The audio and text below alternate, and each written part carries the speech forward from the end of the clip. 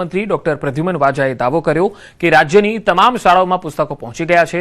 તેમણે જણાવ્યું કે જો કોઈ શાળામાં હજુ સુધી પુસ્તકો ન પહોંચ્યા હોય તો તેમનું ધ્યાન દોરવું। તો પુસ્તકો ન પહોંચ્યા હોય તો જાણ કરવા માટે શિક્ષણ મંત્રીએ જે તે શાળાઓને અપીલ કરી છે।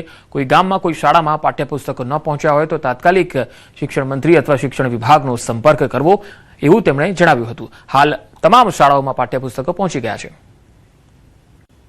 ગુજરાતની બધી જ શાળાઓમાં પાઠ્યપુસ્તકો પહોંચી ગયેલા છે અને આપના ધ્યાનમાં કોઈ એવી શાળા હોય કે જ્યાં પાઠ્યપુસ્તકો નથી મળ્યા તો મારું ચોક્કસ ધ્યાન દોરજો।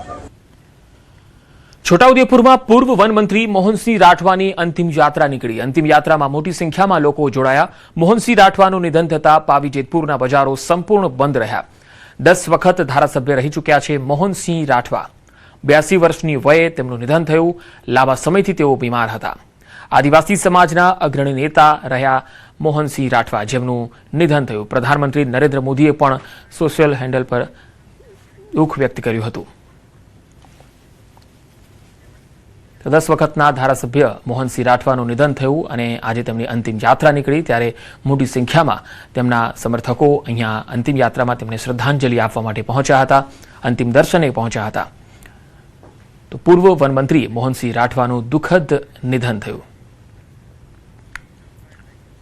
તો બીજી તરફ પ્રધાનમંત્રી નરેન્દ્ર મોદીએ મોહનસિંહ રાઠવાના નિધન પર સોશિયલ મીડિયામાં ભાવભીની પોસ્ટ શેર કરી। તેમણે લખ્યું કે પૂર્વ વનમંત્રીના અવસાનના સમાચારથી તેમને ઊંડું દુઃખ થયું છે। પીએમ મોદીએ ગુજરાત વિધાનસભામાં તેમની સાથે વર્ષો સુધી કામ કરવાના દિવસો પણ યાદ કર્યા।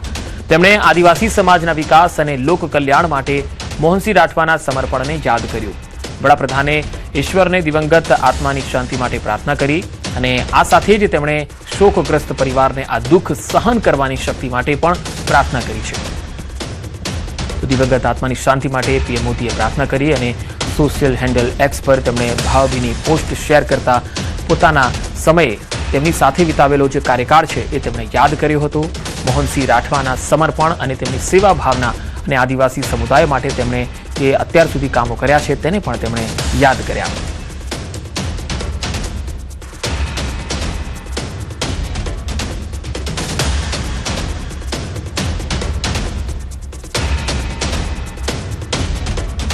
મોહનસિંહ રાઠવાનું જ્યારે નિધન થયું છે ત્યારે પ્રધાનમંત્રી નરેન્દ્ર મોદીએ સોશિયલ હેન્ડલ એક્સ પર દુઃખ વ્યક્ત કર્યું અને તેમના કાર્યકાળને યાદ કર્યો। આદિવાસી સમુદાય માટે તેમણે જે સમર્પણ ભાવનાથી જે સેવા